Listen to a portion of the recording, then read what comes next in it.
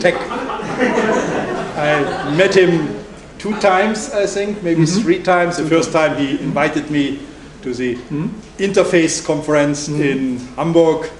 Quite a good conference. My talk there is one of the articles you had to study. And second time we met at the Willem Flusser conference, at the time when Willem Flusser was already dead. But that was good, because then we could talk, otherwise he would have taken over most of the time. So anyway, but before I met him in person, I already was impressed by his writings, because he is a very rare bird, an activist and thinker, not in any way conventional. He was one of my teachers, maybe one of my best teachers into the internet world, into the cyber world. I liked him because he was such an optimist and utopist in the beginning, like we all, people who are older know that, what a promise the internet was in the beginning. And then he became a pessimist. Last time I heard him, kind of gave up on the things, right. But anyway, I always knew at his core he is a realist, and he kind of reacts what's going on there. But I still like an activist who is also a dreamer, and my hope for tonight is that some dreaming Geert can still do. Yes, welcome. Oh, thanks, Wolfgang.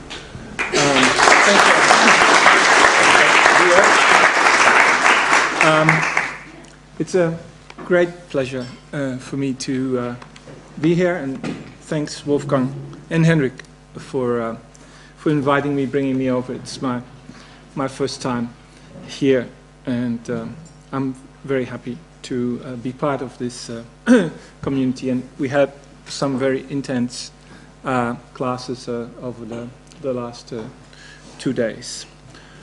Tonight, I'm going to give you an overview of my work and show you some different aspects, some theoretical work, visual work, project work. And they all have different emphasis, different modes, as Wolfgang was already indicating, because indeed, my moods are swinging from optimism to pessimism and back, from nihilism and cynicism to Dutch pragmatism. I'm going to just give you an outline now. I would like to open with my research program, the institute that I started in 2004, and the research methodology that we're developing there. Some of the projects I have talked about in classes, but not all of them, and I'll try also so that this is going to be interesting for those who were already there over the past 2 days.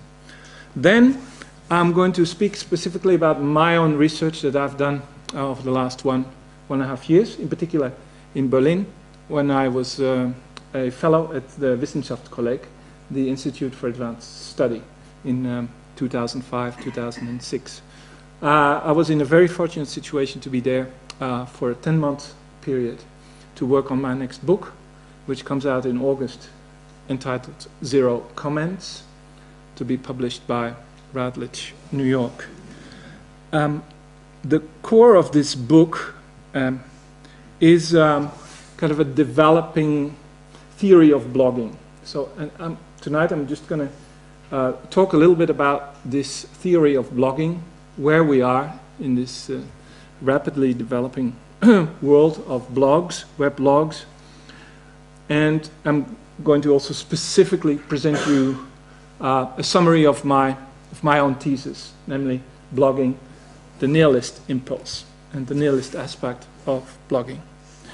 And after this theory, after this media theory part, to close this evening, I'm going to show you a DVD, a film, that I was involved in, that I wrote the script for and did a lot of work also on the side.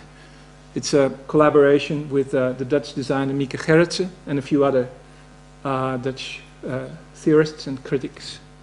It's a film called Beautiful World, and I think it's not very known, but it's a good. It gives a good idea about also the kind of work that I do on the level of interface and design. All right, now could we switch off the light, or can you see the screen? I'm not. There's a light switch on. I don't know exactly what. How? What do you think? I mean, we're gonna have it dark when we play the film, but I'm not sure. Okay, bravo. Is this better? Or yeah? All right. Okay. All right. Well, as I said, after having lived in Australia for 5 years, I returned to Europe in 2004 to take up this job. I'm a research professor at the Amsterdam Polytechnic and an associate professor at the University of Amsterdam. This job I turned into this institute. It's a non-existing institute, if you like. It's not a legal entity, but it's a good umbrella. And so far, I haven't had any legal problems with this. As you know, not everybody can call him or herself an institute. There are all sorts of rules for it. But okay, I, by and large, did not pay so much attention to these rules, and so yeah, now it has it's a virtual entity, but at the same time, the research professorship in Amsterdam came with the budget. And I know that's quite generous.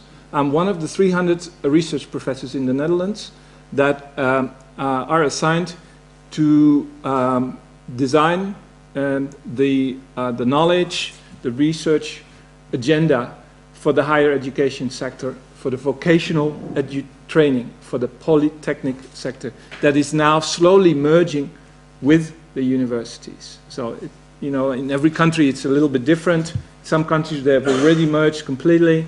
In other countries they're completely separate.